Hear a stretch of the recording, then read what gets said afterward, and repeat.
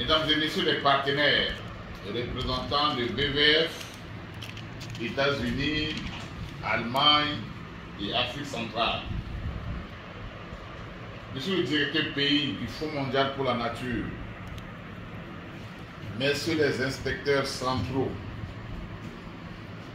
Mesdames et Messieurs, Mesdames et Messieurs, les représentants des peuples autochtones Baka, distingués invités en vos rangs et grades respectifs, chers collaborateurs, Mesdames et Messieurs. C'est pour moi un insigne honneur de présider en ce jour la 5e réunion du comité de suivi des aires protégées de Zanga Sanga, organisée pour la 3e fois à Bayanga. Mesdames et Messieurs, pour rappel,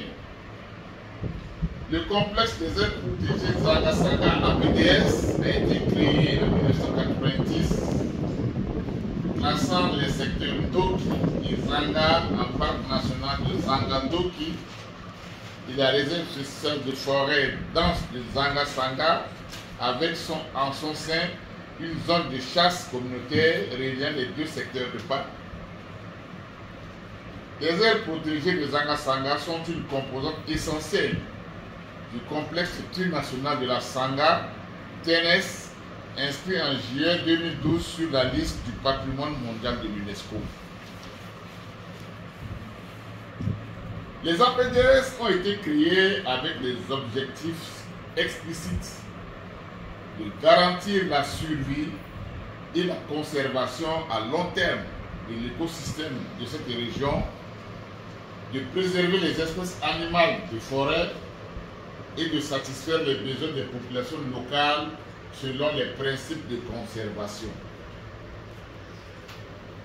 Le classement des APDS comme patrimoine naturel découle de la volonté de l'État centrafricain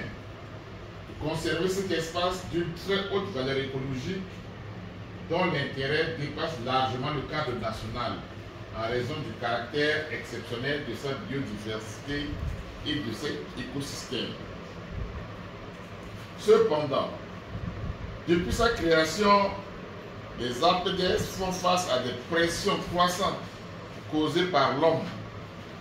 ainsi qu'aux difficultés de mobilisation efficace et efficiente des ressources financières pour sa mission. Ainsi, il était apparu impératif d'établir un autre type de gouvernance pouvant soutenir la mobilisation et la gestion des financements. Pour y remédier, des réflexions se sont développées et ont découlé à la signature d'un protocole d'accord de cogestion pour la gouvernance et le financement